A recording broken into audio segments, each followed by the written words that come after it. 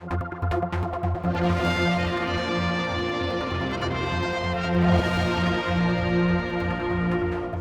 me is the new Minister for DOI. We have Chris Thomas here, returning into the inner sanctum after your last go. Come on, tell me all the details. Did you want this job? Did you put your hand up for it, or did they come asking you? No. The Chief Minister decides who's in the Council of Ministers. And did you show interest though? I didn't show any interest whatsoever. I'm Chris Thomas. I campaign for public policy, and my approach to everything is to make sure that as much as possible there's truth out there, the facts are out there, to make sure that the public has a good Parliament, a good House of Keys, and a good Tynwald debating the real policy issues. And the Chief Minister kindly chose to approach me, and then we discussed it for options for a number of weeks, and was delighted on Tuesday when he made public his decision to make me his Minister of Infrastructure. You were, how do you put this carefully, quite feisty last time. You kept to your principles. You know the understanding when you go back into this that you've got to be, the collective responsibility and all those sort of things. Mm-hmm. Are you okay with signing up for the terms and conditions? So I proposed the Chief Minister, Alf Cannon, as Chief Minister in 2016, if you remember, and straight after that we changed the government code that the collective responsibility applies for things that are in the budget. At the time it was called the Programme for Government, now called the Island Plan, and also things that agreed to be of national policy import. And the Island Plan is less prescriptive in terms of some policy areas than the Programme for Government is, and I can see that the Chief Minister interprets that as I think he and I intended the former Chief Minister Howard Quayle to interpret it, and I'm very, very happy to be bound on the basis of the collective responsibility that's in the government code, i.e. if it's a matter of agreed of national policy without a pre-declared position, you'll stick to it. I have actually got substantial pre-declared positions, because you remember in the 2021 general election I put down an alternative plan for a programme for government as part of my election manifesto, and having been in Tynwald, moving various things, saying various things, asking various questions, I've obviously got some significant pre-declared positions. But the most important thing in this, Paul, is the public interest, the national interest, and we have some serious challenges in the Isle of Man, and I'm very happy to be working with the Chief Minister and the people he has in his Council of Ministers, alongside the rest of the House of Keys and Tynwald members. But this will stop you asking as many questions, because you ask a fair amount. You wouldn't need to anymore, would you? Because you're just in the council, so would that be? Am I reading this right? I can't ask any more questions, but I haven't asked quite some questions very much recently. That? Well, just because I feel for the public service. The public service is battered. I know the answers, like any good questioner. I know the answers to the questions I ask. Although you have to say that this is sufficient information. Normally I've got a strong idea what's in the question, and I'd be doing it for public policy purposes. Exactly as you say, it's not for me now to draw attention to myself. I'm past that in politics. I'm there to get things changed in public policy that need to get changed, and a question doesn't change anything. What changes is the government policy to change. So you do that by motions, you do that by bringing into the public light and then into public debate things that need changing, and that's where I am. And you can do that from outside government or from inside government, and that's where I am. Is there any connection between Mr Longworth resigning and you taking it was on the position? same day, wasn't it? Well, I don't know if it was, but I mean, I know it's close. Yeah. Is there any joining the dots between the two? No, because operational matters, HR matters are not for the immediate decision of any politician, especially not one who hasn't been involved for the previous weeks, so just assuming responsibility. But as I said when asked about this by another media outlet and public policy commentator, two initial priorities are bus services and also the airport around various aspects, and their priorities in terms of time, not in terms of overall importance. There are some very important issues that I want to tackle for the Chief Minister and for the rest of the Council Ministers and for my colleagues in the House of Keys in coming months. But in terms of time, a massive issue at the moment is bus services and bus driver morale and industrial relations more generally. And secondly, another massive issue is the air traffic control and services. And what I've said is that if you go back 30 years to all of the times when the Manx public has been asked what are the major problems with living on the Isle of Man, the top three are invariably, number one, off-island travel, Number 2, housing, particularly the price of it. And number 3, the sort of standard of the infrastructure and stuff to do. And what job would you want rather than Minister of Infrastructure if you're going to tackle the 3 big problems that the people of the island think? And that's why I was delighted to work with the Chief Minister until he decided to offer me this role. Outgoing Mr. Cripple was saying that all the buses went to time in TT, and that's made the front page of the Independent with quite a headline. I'm sure there's other people who have other opinions, but I'll ask him about that on the way out. I'm thinking about Mr. Corkish, though, here at this point on his scooter. You were a big champion of this, and he was on it, then he wasn't allowed on it. Are you going to be able to tackle that sort of problem, for instance? Yeah, that's and get that sorted once and for all? That's one of the issues, and there's a whole list that I've got that we'll need to make progress on. Mr. Corkish's interests getting from Ramsey to Douglas to go to the NSC and various other places is important, but it's not as important as the Kroger gas field, and it's not as important as making sure the airport's running to get everybody off the island. It's not as important as having a regular bus service around the island. It's not as important as dealing with the housing crisis. Okay, so it's on my list. What's your position about the gas field then? So let's just. We've got a debate. We've got a debate in June, Tynwald, and council ministers will be.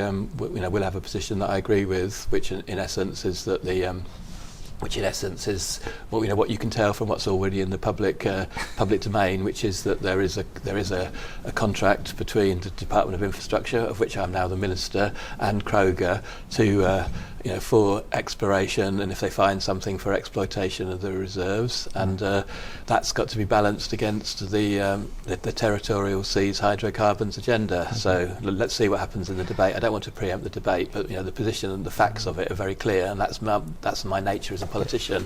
I want to make sure that people understand the facts and the realities and choices, and we'll discuss it more fully in the debate. But as the person who's taken over from the man who signed the contract extension with Kroger, that's definitely on my desk. But more importantly for real people now are bus services, and making sure we reduce the number of cancellations with a better timetable and better working arrangements and all the other things that need addressing, more bus drivers. And secondly, the airport. I mean, it wasn't good.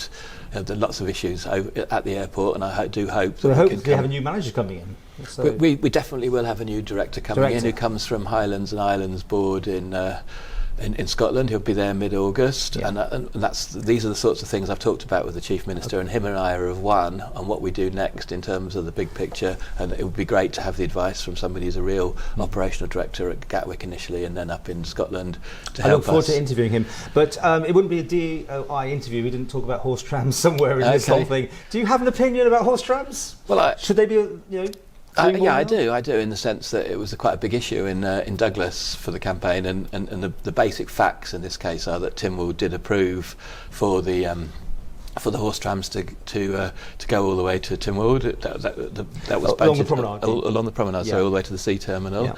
There's a slip there to call the sea terminal Tynwald, but sometimes ferry terminals and our sea terminal does sound like the whole of what Tynwald debates. But that's what we voted for. We put the funds behind it, and we will need to come back with a proposal which Tynwald either rejects or accepts in terms of that extension. What's your thing? I told constituents that I was a passionate believer in Tynwald's opinion, so I'm quite happy to bring that motion back to Tynwald. And what about getting them running this year? Do you think there's still a hope that you're going to see some horse tram activity in July? I haven't got an operational briefing about that, but I know that's what the former minister said. He said he was hopeful. He expected it probably to be towards the end of the season, but let's see what happens. I haven't got a briefing on horse trams. That doesn't rank in terms of getting the bus services working and getting the... You'd be surprised how many people think about horse trams. It's a really important issue, but if you can't get to work because you can't get to the hospital because your bus is not running, and you can't get off the island because of the thing that's more important. Promenade, I mean, that is important. That does get people to work and functioning. Are you happy with what you've seen and what's left to do, if anything? Just to lay down then my approach. My approach is that we have some incredible challenges, and we need to solve those challenges. I'm not going in to say that was my predecessors and it was all their fault and that's their legacy and so on. I'm not even saying that. What I'm saying is we've got challenges. We need to fix it now. There are bad relations that resulted from the way that was handled. in actual fact, and I'm not going to go back, but my first ever amendment in Tynwald was actually back in 2013, and I did say it should be useful to have it clear exactly what was going to happen to the whole of Tynwald in terms of the horse trams and all the old timers at that stage. The departmental members for Treasury, I remember, particularly told me I was a fool. We were much better doing the promenade in stages, and I think I was right as a new member in July 2013, whenever it was, to say it would be best to have a clear settlement of what should happen all the way along the promenade back in those days before we started. We could be talking here all day about DOI and all the schemes, but on a serious note, you were pleased to be given this. I mean, you didn't hesitate. No, we discussed it. We discussed it for 2 or 3 weeks, and we discussed very soon. So I'll just pivot your question very slightly. Yeah. So I'm passionately involved in dealing with the housing crisis, which really is a crisis, multi-dimensional crisis, and that was non-negotiable for me. Unless I was still leading the response to housing, I wasn't going anywhere else. So there were lots of opportunities on the table. So you're taking housing with you, haven't you? And lots of, infrastructure is responsible for housing, but there's a cross-government dimension to that. So I'm very pleased that we'll be able to announce very soon who the lay members are on our Housing and Communities Board.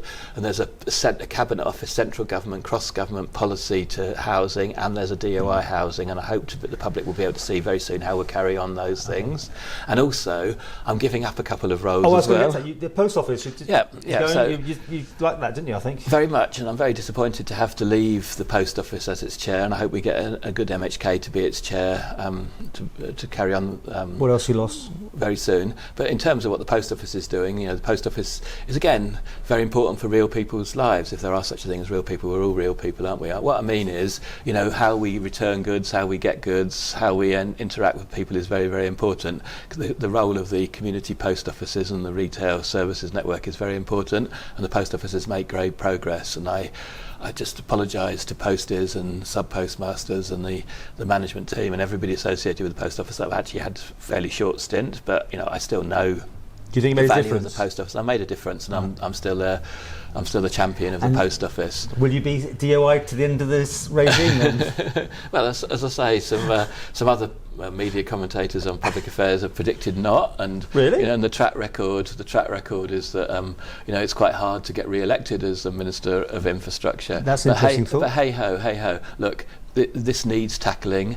The Chief Minister flattered me by saying, if your policy and reform agenda needs application at the infrastructure more than anywhere else. So eventually we settled on the fact that I would take on Minister of Infrastructure for him. So you will be cutting the ribbon in Liverpool then for this big buildings, 70 million plus thing? So coming out the ground. Yeah, it's a very, very good question. But the way I see infrastructure, and this is in the press release that we released about my appointment, is we shouldn't focus on terminals and buildings and buses and trains. We should focus on the people who use those bits of infrastructure. I don't know. That's £70 million worth of infrastructure over there, which it's taxpayers' money. And the cost that the people bear. Yeah. So to me, this is a really good example to give you my political style and my political approach.